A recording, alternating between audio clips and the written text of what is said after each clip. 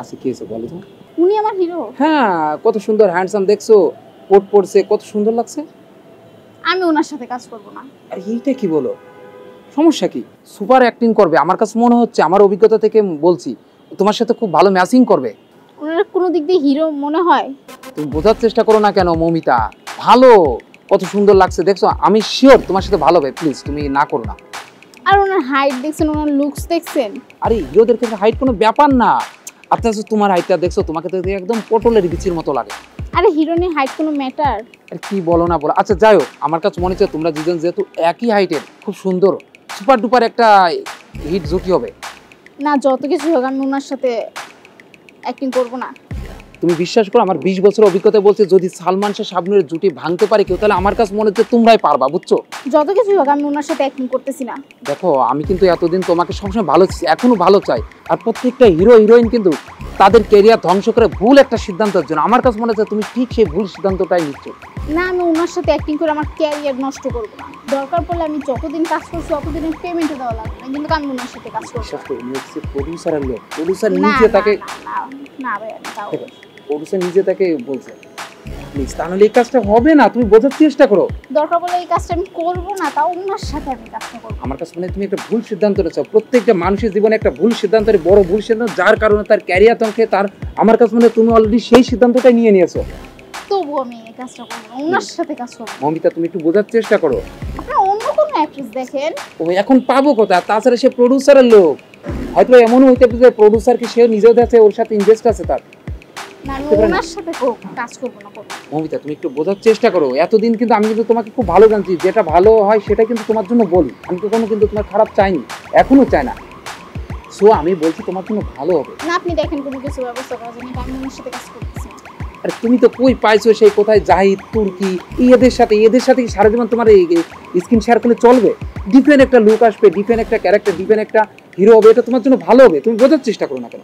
এক সুন্দর কোনো একটা হিরো দেখেন। তার মানে তুমি করবে না? না। শিওর? হ্যাঁ। আমি তো তোমার ভালোর জন্য বলছিলাম। না, দরকার নেই। আচ্ছা শুনো, তাহলে যেহেতু তুমি করবে না, কেয়ার করে যে একটা মানুষকে তার সরাসরি বলা যায় না, না করে যায় না, আমি ওকে বোঝাচ্ছি যে তুমি মেন্টালি একটু ঠিক আছো, ঠিক আছে, ফ্যামিলির কোনো প্রবলেমের জন্য, ঠিক আছে, তাছাড়া দৃশ্য একটু ঝামেলা আছে, এটা কারেকশন করতে, ঠিক আছে? আর তুমি এটা কারোর সাথে বলা বলি করো না যে তুমি হিরোর সাথে করবে না, ঠিক আছে? যদি তোমার সাথে কথাই না স্যার, এটা ওকে চলো।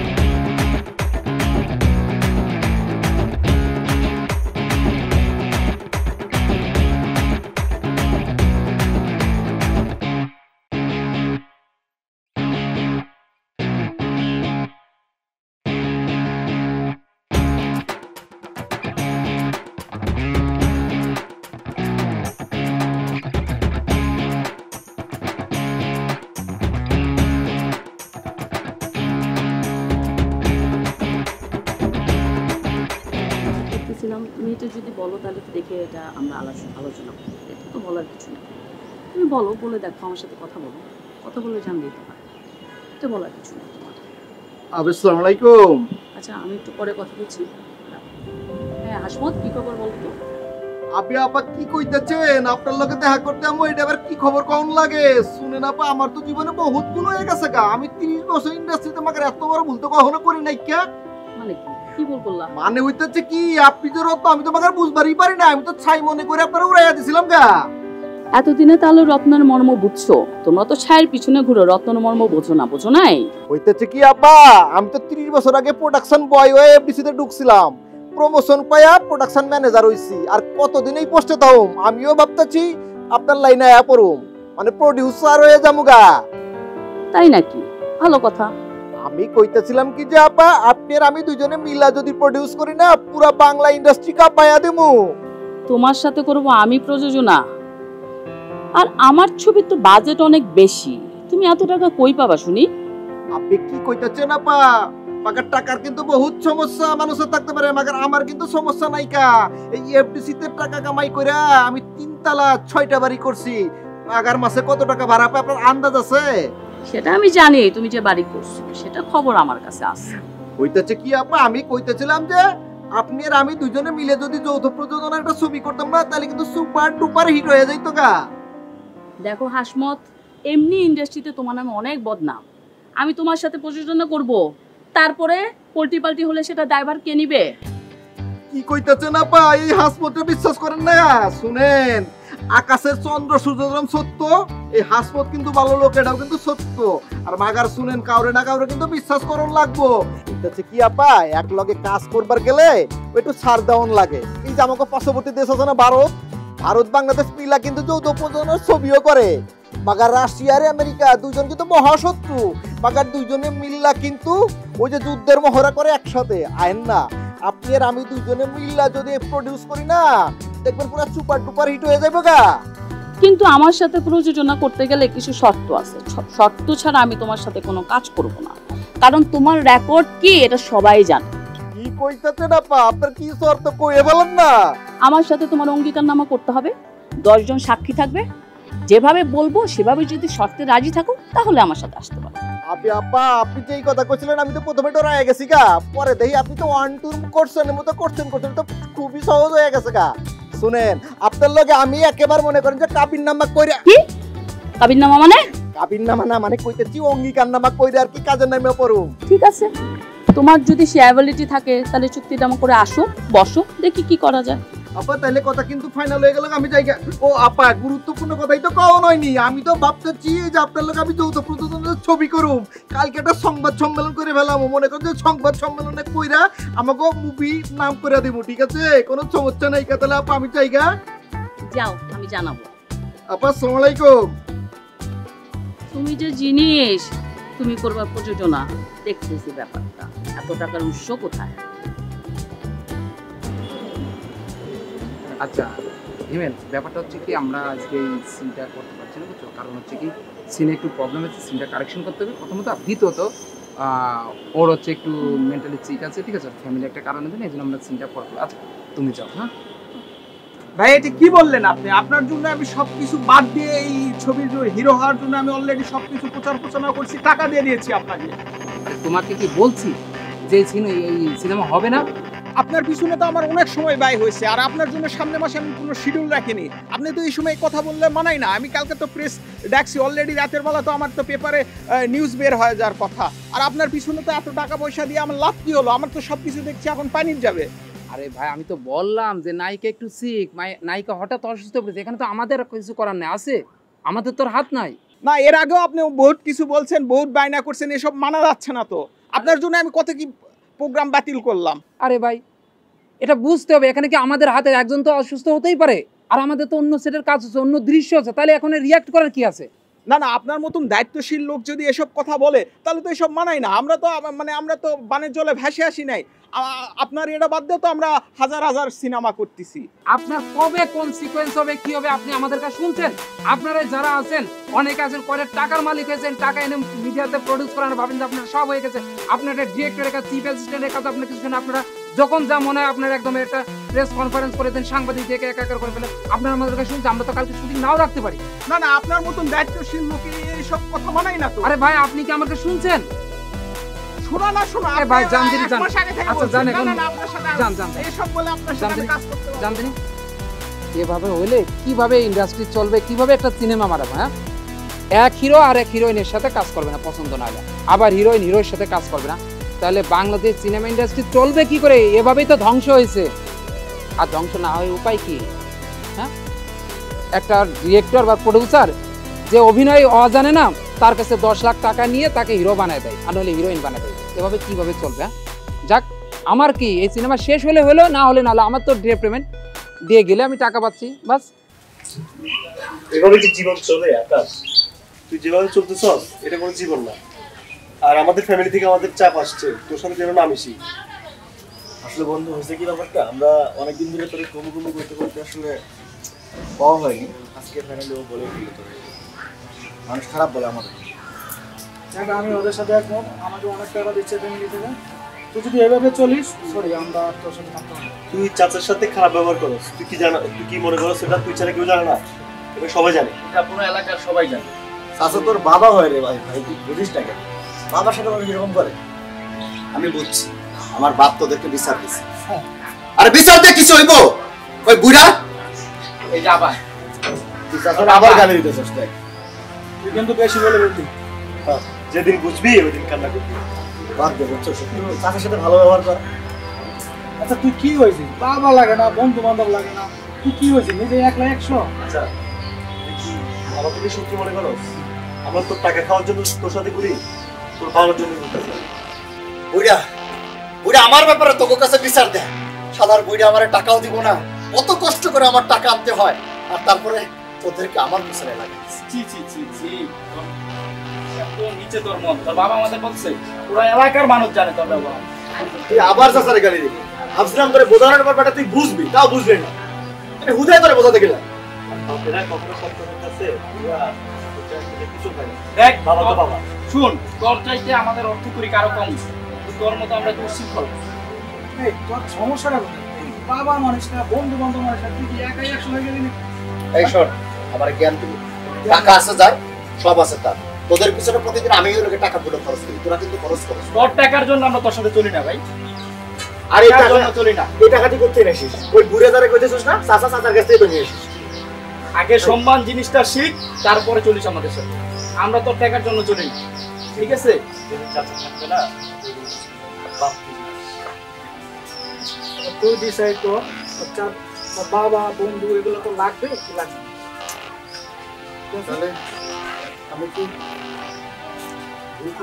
অফকোর্স বাবা যেদিন চলে যাবে সেদিন বুঝবি বাবা কি জিনিস। তুমি এই কথাটা যদি আমার আরো আগে বলতি, আমার বাপ, আমার মাটা মরার পরে আমার বাপ কোনোদিন আমাকে একটা বকা পর্যন্ত দেয় নাই। আমার বাপের জন্য আমি আমার বাবার সাথে অনেক খারাপ ব্যবহার করি। আচ্ছা শোন, ওগুলো মনে এখন লাভ নাই, তুই চাচার কাছে যাই ক্ষমা চাইতে। ক্ষমা যা যায়া আমাদের সাথে দেখা করিস বিকাল, ঠিক আছে? যাই, ভালো থাকিস, হ্যাঁ? আর যেদিন ভালো হতে পারবি সেদিন আমাদের সাথে যোগাযোগ করিস। ভালো থাকিস, হ্যাঁ? ঠিক আছে, মনে থাকবো। আর চল তো।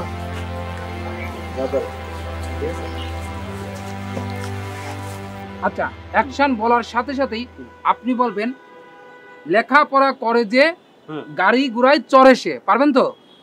হ্যাঁ অবশ্যই পারবো। শিওর? হ্যাঁ শিওর পারবো। আচ্ছা, ওকে ওকে। শুরু করেন না রে ভাই, আপনি লাইট পাবেন না। হ্যাঁ অ্যাকশন দিতে তো পড়বো। এখন তো একসাথে চলতেছে রে। এই ওই লেখাপড়া করে যে আর গাড়ি চাপা পরে সে। আরে কি বলছেন, গাড়ি চাপা কেন? লেখাপড়া করে যে গাড়ি ঘোড়ায় চড়ে সে, এইটা বলবেন। বলেন তো কি বললাম? লেখাপড়া করে যে এই, গাড়ি ঘোড়ায় চড়ে সে। গাড়ি ঘোড়ায় চড়ে সে। আবার বলেন। পারুন পারুন, চিন্তা করে। বুঝে দেখেন। আরে আমি কত যাত্রা দেখছি, নাটক দেখছি, কত বড় বড় সংলাপ মুখস্থ করে ফেলাইছি। আমার এই কাকাই তো 7 পাতা মুখস্থ করতো, আর আমি কইতাম 4 পাতা। যেমন ধরেন বাংলার ভাগ্যাকাশে দুর্যোগের ঘনঘটা। আপনি থামেন। আপনি একটা সংলাপ দিতে পারেন না, আপনি 20টা সংলাপ দিচ্ছেন।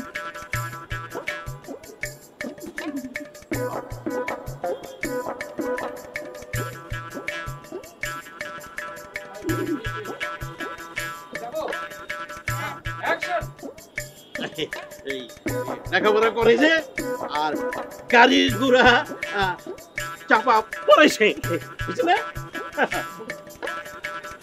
আপনাকে এই বলতে বলছি। আরে ভাই, আপনি একটা সামান্য কমন ডায়লগই দিতে পারেন না, আপনি আসলে অভিনয় করতে না? আর ডিরেক্টর সাহেব, আপনি কানে আমার সাথে অভিনয় করতে আনছেন, সামান্য একটা কমন ডায়লগ দিতে পারে না?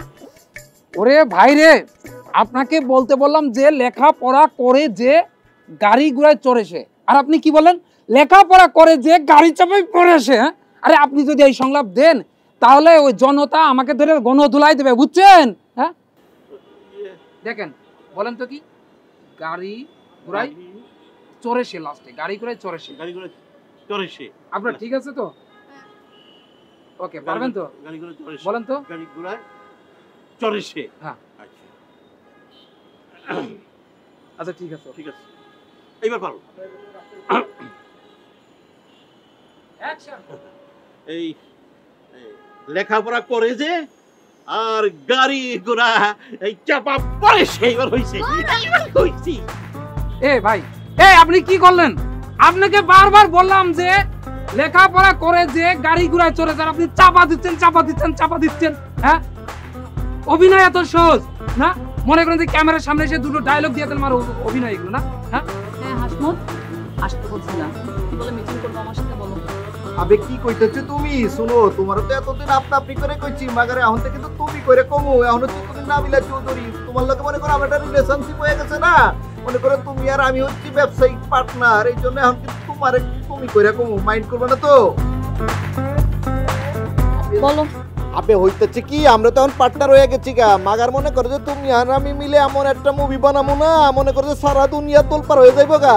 আবে হইতেছে কি, তাহলে তো মাগার কথাবার্তা সব আগেই সব ফাইনাল করে হেলাইছি। আজকে যেহেতু ডিট ডকুমেন্ট করুম, শুনো, তারপরে হচ্ছে সব জিনিস লেখানোর আগে কিন্তু শুনে নেওয়ান ভালো। পরে আবার কইবা আমি তো শিক্ষিত লোক, আমি তো দেখি নাই কে, তাড়াহুড়ো করছি গা। শোনো, ব্যবসায়িক পার্টনার হচ্ছে তুমি পাবা 40%, আমি পাবো 60%। বুঝি নাই তোমার কথা কি? না না, আবে ভুল হয়ে গেছে, মানে উল্টা কমু আর কি, যে তুমি পাবা হচ্ছে 40%, আমি পাবো হচ্ছে 60%। কি বলতেছো তুমি? তোমার মাথা ঠিক আছে? আবে কি কইতেছো নাবিলা চৌধুরী? তোমার আমি যেদিন প্রথম এফডিসির বারান্দায় দেখছি না, আমাকে সেদিন তো আমার খালি মাথা নাকি, আমার দিলে তো খালি তুমি চক্কর মারো, খুব তুমি চক্কর মারো। আমার তো মনে হয় কি, ওই যে রিক্সার প্যাডেল ঘুরাইলে যেরকম রিক্সার চাক্কা ঘুরে না, আমার তো মনে হয় যে আমার দিল মাথা সারাক্ষণ খালি তোমার পিছনে চক্কর মারে। আচ্ছা, কথা কম বলো। আজকে 30 বছর ধরেই তোমার খালি বকবকানি শুনতেছি, তুমি কথা কম বলতে পারো না? আবে কি কইতেছো তুমি? তোমার কথা শুনে তোমার দিলে চোট লাগলো। আবে সবাই কয় হাসমত ভাই নাকি কোনো কথাই কয় না, মাগার আমার বউ তো কয় আমার নাকি অ্যাটম বোম মারলেও আমার মুখ দিয়ে কোনো কথা বেরোইব না। ডিরেক্টর কোথায়? তোমার নায়ক নাকি কাকে সিলেকশন করছো সেটা তো বলো আমাকে। আবে শোনো, সমস্যা নাই কা, আমরা যে ডিরেক্টরটা রেডি করছি, আমি করতে পারতাম, তখন অবশ্য তুমি জাহাঙ্গীর করতো। এই যে করছে মাগো ডিরেক্টর। আমি ডিরেক্টর তোমার কথাই তো হইতেছিল, বয়সে কম হইলে কি এই বয় হ্যাংলা পাতা হবে কিলো, মাগার পুরাটা একখান মাল। এই তো অ্যাসিস্ট্যান্ট ডিরেক্টর না? হ্যাঁ আপু, সারা জীবন তার অ্যাসিস্ট্যান্ট থাকে না, ছোট থেকে কিন্তু বড় হয়। আবে আর আপনি তো দেখছেন আপনার সাথে আমার যতগুলো সিনেমায় কাজ হয়েছে সবগুলোর A to Z কিন্তু আমি করি। ডিরেক্টর তো নাম মাত্র বসে থাকে, অ্যাকশন কাট সব তো আমি করি। আবে হইতেছি কি, আমি বুঝাইয়া কইতেছি না বিলা, এত হট হইলে তো হইব না, আমাদের মাথাটা কিন্তু একটু ঠান্ডা করুন লাগবো। দরকারে তোমার আমি লাচ্ছি খেলাম, পুরান ঢাকার বিউটি লাচ্ছি আছে না, বিউটি লাচ্ছি খেলাম, মাথাটা ঠান্ডা হইব। শুনো, আরে সবকিছু তো আমিই করুম।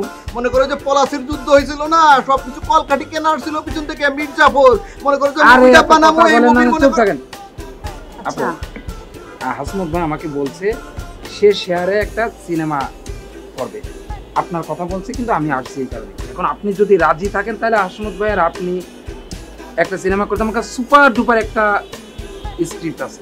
আচ্ছা আমি কি বলি, আপনারা যে ছবিটা করবেন নায়ক নায়িকা কাকে সিলেক্ট করেছেন সেটা তো আগে বলবেন আমাকে। নায়ক নায়িকার আগে তো একটা। আপনি ডিরেক্টর সাহেব আমার একটু কথা কইবার দাও না, আমি তো টাকা ইনভেস্ট করব, আমি কি কোনো কথা কইতে পারুম না?